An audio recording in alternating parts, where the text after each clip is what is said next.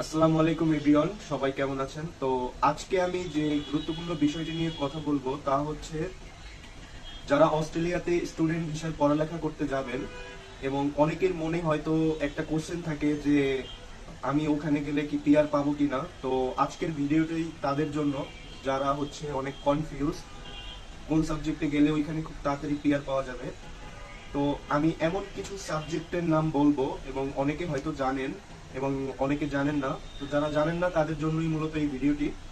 আজকে আমি top 10 subject নিয়ে হচ্ছে কথা বলবো। তার মধ্যে নাম্বার 1 হচ্ছে নার্সিং। অনেকে হয়তো এই সাবজেক্টটা সম্পর্কে জানে যে নার্সিং অনেক বেশি ডিমান্ডেবল, বিশেষ করে অস্ট্রেলিয়াতে, এবং এটার জন্য রিকোয়ারমেন্টস অনেক হাই। এবং যেমন হচ্ছে আইএলটিএস এ এই সাবজেক্টে পড়তে যাওয়ার জন্য রিকোয়ারমেন্টস হচ্ছে 7 এবং ইস্ট ব্যান্ডে 7 লাগে। তো নাম্বার 2 তে যে সাবজেক্টটি আছে এটা হচ্ছে হসপিটালিটি অ্যান্ড ট্যুরিজম ম্যানেজমেন্ট। এই সাবজেক্টটাও সেম রিকোয়ারমেন্ট। অস্ট্রেলিয়াতে যারা পড়তে যাবেন বিশেষ করে এই সাবজেক্টে তারা হয়তো খুব দ্রুতই হচ্ছে পিআর পেয়ে যাবেন। নাম্বার 3 তে যে সাবজেক্টটি আছে তা হচ্ছে সোশ্যাল ওয়ার্ক।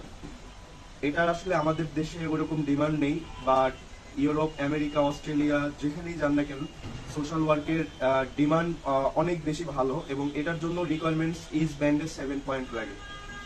এরপর যে সাবজেক্টটি আমাদের লিস্টে আছে তা হচ্ছে ইনফরমেশন টেকনোলজি।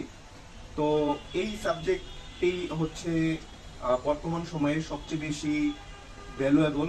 আপনারা হয়তো জানেন প্রত্যেকটি অফিস বা প্রত্যেকটি জায়গায় হচ্ছে ইনফরমেশন টেকনোলজি ব্যবহার হয় এবং ইনফরমেশন টেকনোলজিতে আপনারা খুব ইজিতে যাইতে পারবেন যদি আপনাদের আইএলটিএস পয়েন্ট অ্যাটলিস্ট 6 থাকে। তাহলে হচ্ছে আন্ডার গ্রেডে আপনারা ইজিলি যাইতে পারবেন। এরপরে হচ্ছে যদি মাস্টার্স প্রোগ্রামে আপনাদের যাওয়ার ইচ্ছা থাকে সেই ক্ষেত্রে হচ্ছে আপনি 6.5 পেতে হবে। তাহলে আপনারা হচ্ছে ইজিলি এই সাবজেক্টে পড়তে যেতে পারবেন।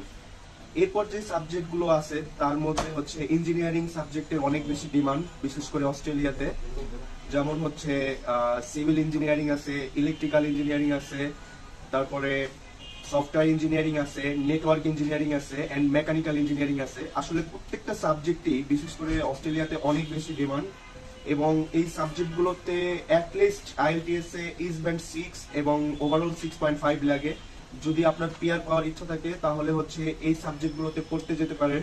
সেই ক্ষেত্রে হচ্ছে আমরা আপনাকে এ টু জেড হেল্প করতে পারবো এবং যদি আপনার সব দিক থেকে আপনার ডকুমেন্টস যদি ঠিক থাকে সেই ক্ষেত্রে আমি বলবো যে আপনার ভিসা রিফিউজ হওয়ার কোনো সম্ভাবনা নাই। তো আজকের ভিডিওটি আসলে আমি বেশি লং করব না, এই পর্যন্তই। তো যে সাবজেক্টগুলোর কথা বললাম আপনারা একটু যাচাই করে দেখবেন যে আমার কথা কি ঠিক আছে কিনা। এবং আমি আরেকটা রিকোয়েস্ট করব, যারা এখনো কনফিউজ তারা হচ্ছে আমাদের অফিসে আসবেন। আমি অফিসের অ্যাড্রেসটি আমি আমার ডিসক্রিপশন বক্সে দিয়ে দিব। আপনারা যদি আমার ভিডিওটি ভালো লাগে তাহলে হচ্ছে আপনারা শেয়ার করবেন।